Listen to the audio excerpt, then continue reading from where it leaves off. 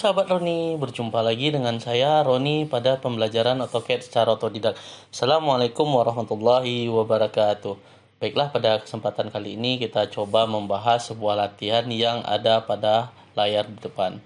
Adapun latihan kita pada kali ini, kita masih membuat sebuah gambar dalam bentuk isometri.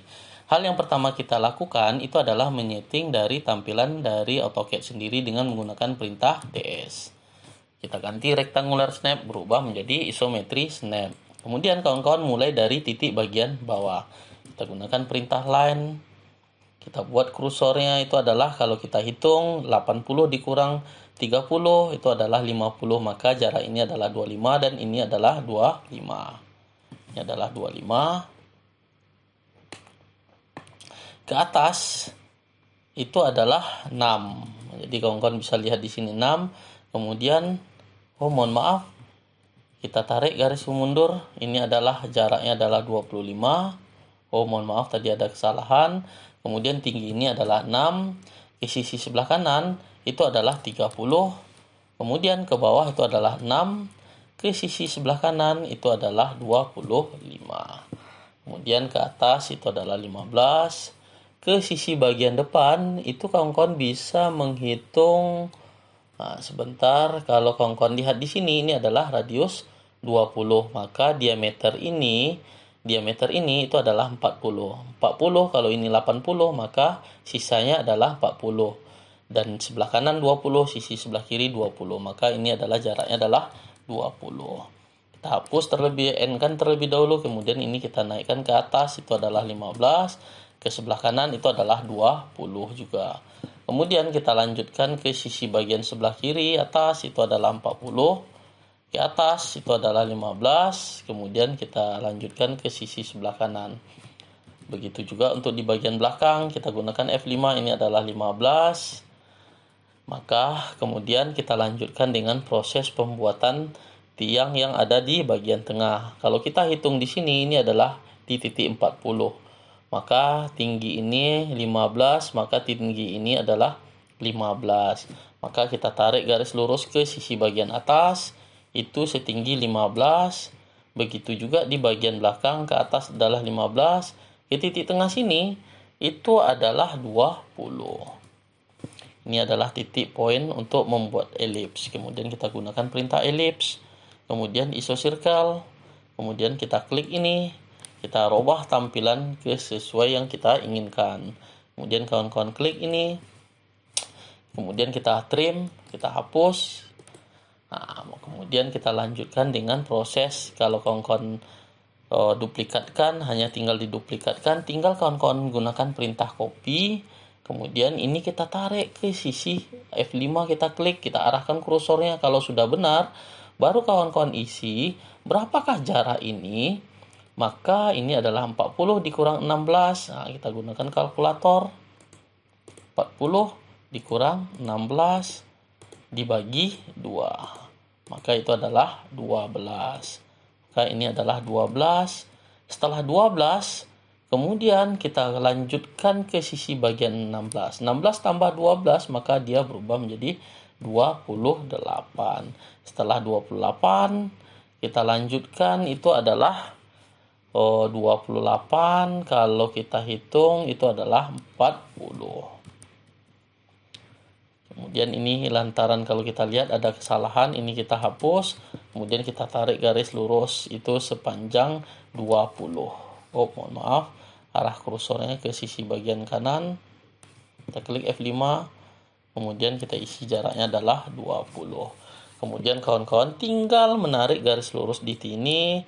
Kemudian ini, dan kita hubungkan di sisi bagian atas untuk menarik garis lurus. Kemudian kita lanjutkan dengan proses penghapusan.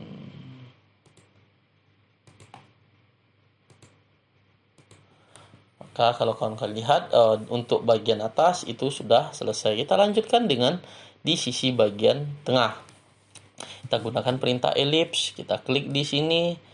Mohon maaf, ellipse, kemudian iso circle kan terlebih dahulu, kita klik di tengah-tengah sini, kita robah tampilannya itu menggunakan perintah F5. Kalau kita lihat di sini adalah diameter 20, maka kita isi adalah 10. Begitu juga ini kawan-kawan copy CO, kita klik dari titik ini ke sini, kemudian ke sini, kemudian ke sisi bagian paling belakang. Kemudian kawan-kawan tinggal menghapus garis yang tidak kita perlukan. Ini kita hapus, kita hapus, kita hapus. Kemudian ini kita hapus. Yang mana lagi? Ini kita hapus, kita hapus, kita hapus. Kemudian garis bantu ini kita hapus. Maka kalau kawan-kawan lihat, sudah sesuai dengan gambar yang di circle atau elips yang untuk bagian atas. Kemudian kita tarik garis lurus ke sisi bagian belakang. Sisi bagian belakang kita gunakan F5. Kemudian kita tarik, kemudian kita trim. Kita hapus, kita tarik. Maka kalau kawan-kawan lihat, gambar yang kita buat sudah sesuai dengan contoh yang kita inginkan. Tinggal kita memberikan dimensi terhadap gambar yang kita buat dengan cara klik di bagian annotation, kemudian elect need ini, kemudian kita lanjutkan proses pemberian dimensi. Ini adalah 80, ini adalah 30, tinggi ini adalah 15, titik ini ke titik bawah belum bisa kita isi, ini adalah 16, kemudian jarak ini adalah 40. Kemudian untuk 30 kita buat garis bantu terlebih dahulu, atau kita ambil dari titik tengah ini ke titik bagian bawah. Sebenarnya ada titik bagian bawah, dikarenakan tidak sampai, kemudian kita buat garis bantu untuk ditarik ke sisi bagian luar. Kalau kita hitung itu adalah 40. Kemudian kita lanjutkan dengan proses pemberian dimensi dari titik atas ke titik bagian bawah, itu adalah 30. Kemudian kita lanjutkan di sini extend, kemudian kita tarik garis lurus, kemudian baru kita gunakan proses pemberian dimensi dari titik ini ke titik ini, itu adalah 20. Kemudian kita lanjutkan dengan mengedit dengan menggunakan perintah dim edit. Kemudian oblique. Kemudian kita klik diameter dimensi 80, kita arahkan ke bawah. Begitu juga untuk dimensi yang lain. Tinggal kawan-kawan arahkan ke kursor bagian bawah.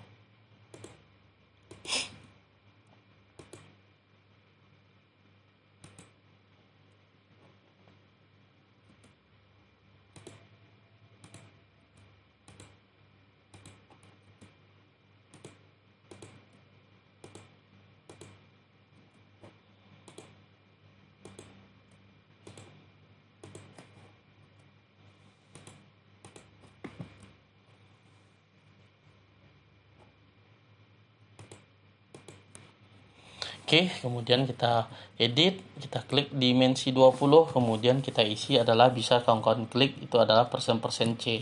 Secara otomatis dia akan merubah menjadi diameter. Kemudian kita robah, ini kita sesuaikan terlebih dahulu jaraknya untuk semua dimensi. Ini kita perpendek. Kemudian kita lanjutkan untuk merubah warna dari dimensi. Seperti biasa kita gunakan perintah MA, kita klik, kita robah semua dimensi. Kemudian garis bantu ini kita ganti dengan berwarna kuning.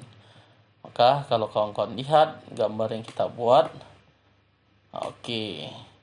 Maka kalau gambar yang kita buat sudah sesuai dengan yang kita harapkan. Ini kita perkecil sedikit. Oke, maka gambar yang kita buat sudah sesuai dengan contoh dari latihan kita. Mungkin sekian tutorial latihan kita pada malam hari ini. Mudah-mudahan bermanfaat buat kawan-kawan yang ingin belajar AutoCAD secara otodidak. Sekian, selamat malam. Assalamualaikum warahmatullahi wabarakatuh.